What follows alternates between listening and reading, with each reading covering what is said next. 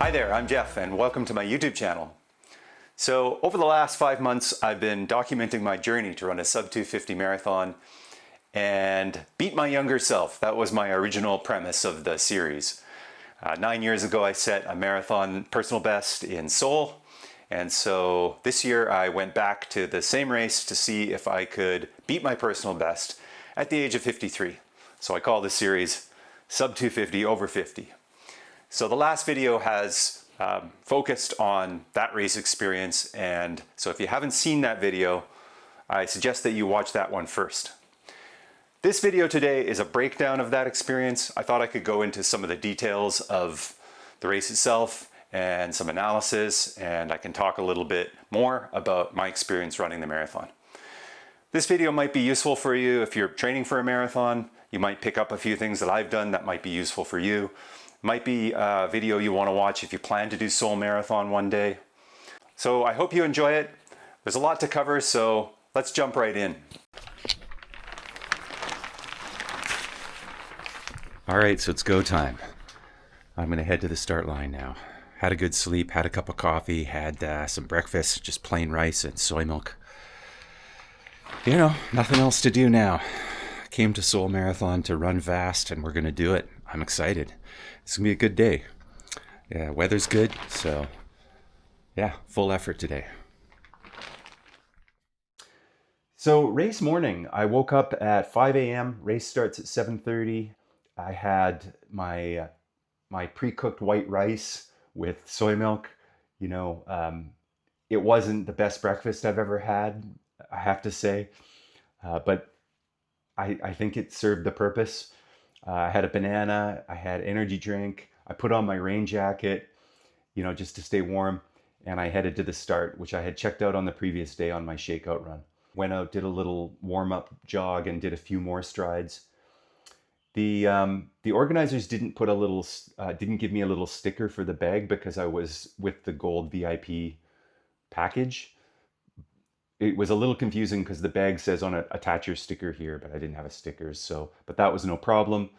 Dropped off the bag in the designated trucks for the gold VIP people, and everything was clearly marked. There's volunteers everywhere. It's a huge race. But it was all very well organized at the start. There were big lineups for the bathroom, but if you don't need to go to number 2, then you can find a way for the men anyways to kind of slip through and just go straight to the urinals. So that wasn't bad. I got to the A corral around 40 minutes before the race, so I was there early. But here's where I made a big mistake. I was far too casual about my position in the corral. I was just thinking about previous races where I've been in the A group, and I've never had a problem with being caught up in crowds. Like in Tokyo or Osaka, I was in like the A group and it was no issue. Like I didn't have to be like right at the front. It didn't matter. Everyone in the A corral was going pretty fast. I really should have got up to the front of the A group, because I think there were a lot of people in that A group who, I don't know, maybe they shouldn't have been there, or maybe there were just too many people in the A group. There was also an S group in front of the A group, and I don't know who was in there, but I suspect it was like elites and some corporate people maybe. There was quite a big group of people in the S group that was in front of the A group. After the gun went off, it was a great, exciting moment. It's always like that in a marathon. It's such a buzz, but you would expect that you can find your way and you can get some open road after a few minutes, right? But it didn't really pan out like that. I was in with the crowds, and it just didn't let up for quite a while. So I would say for the first 5 kilometers, I was pretty boxed in. I've always felt that if that happens, you don't panic and start zigzagging and trying to like do the human slalom around people too much, because I think you end up burning a lot of energy and potentially, I don't know, knocking people over or knocking yourself over. But as a result, my first 5K was slow. I couldn't find a lane. So I used a pace band on my arm, on my wrist, and I had my 5K splits on here. And I had my um, key words for the day: commit, focus, relax. I wrote that on the armband. I got through the first 5K and I could see I was behind by about a minute. I just felt like, I can't do anything about it. I just got to calm down and find my pace and maybe not try to make it up all at once. I feel like it's if these kind of things happen, if you have to suddenly make a pit stop or you get delayed somehow, it's better to try to ease your way back in. So, but having said that, maybe I could have sped up a little bit because I can see like the pace from the 5K to the 10K probably could have been faster. I feel like I did have some open space at that point and I could have pushed the pace a little bit more. The fueling plan went really well on the day. I had my own flask, which is a 250 milliliter flask. And inside the flask, I had basically like 130 grams of carbohydrates that I had mixed from home. And that was like basically like a mixture of fructose and maltodextrin. And so the idea there is like you have two pathways for sugar, right? Like if it's all fructose, there's a sort of a limit on how much you can get. So you mix it with maltodextrin so that you can potentially take in more, right? So this is kind of like modern gels do that, right? So I just mix that stuff from home because it's a bit cheaper and I kind of like to have control over it. And I'm used to that now. So I had some electrolyte powder in there and a little bit of caffeine. I had these caffeine tabs and I just dissolved one in there too. So that was in my belt. And I just would take like 3 or 4 big gulps of that every 15 minutes or so. So it was pretty concentrated, but it wasn't like so concentrated that I needed to have like a water stop after drinking from it. And then I had 2 gels as well. I had the two beta fuel gels that were like 40 grams each. So it's quite a bit of carbohydrates, but I think it went well. I remember like, yeah, hitting the 15K point, feeling pretty good, still noting that I'm behind. And I just felt like I was a little surprised because from like 10 to 15, I thought I would have caught up more, but I wasn't. I felt like I was running fast, but somehow I wasn't going as fast as I thought I was. So it was a little confusing. I just felt like when after I got to the 10K point, I thought, well, by the time I get to 15K, I'll be caught up or something. I don't know. But I wasn't. I was kind of like still behind a minute. So then when I got to the halfway point, it was kind of a wake up call. I realized at that point, okay, I gotta go. Like this is now or never. Like if I wait any longer, I'm not gonna be able to do it. So I think I surprised myself a little bit. Like I basically just went into half marathon mode. I felt good. I felt my legs were feeling tired. Like I could definitely feel the miles, but on the whole, like I felt pretty good. So nobody passed me. Like I don't think anybody passed me for the whole race. I feel like I was passing people the whole time, which is a good feeling. It's a sense of kind of building momentum. Like you're constantly kind of picking people off and going through and going past people. Yeah, I got through the halfway. I started to drop down some like faster miles. It was really just going into that half marathon mode. I felt really good. I felt really supercharged. The shoes on the day, the Leaning Elite Sixes, were really good. They were like not. I wasn't thinking about them. I wasn't thinking about the shoes at all, like during the race itself, which is a good thing. But I do remember kind of like at the halfway point or somewhere in the second half, I was thinking, man, these shoes are good. These shoes are really good today. Like I felt like a sense of like, yeah, they were helping me to keep that faster pace going in the second half. So I'm really happy with those. I would wear those again for a marathon, no problem.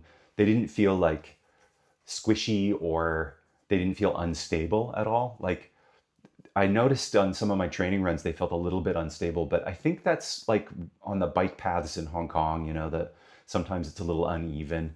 It's a different thing when you're in a road marathon. I think the roads were smoother and I was also running at a faster pace. I think once you get those shoes moving, they're good.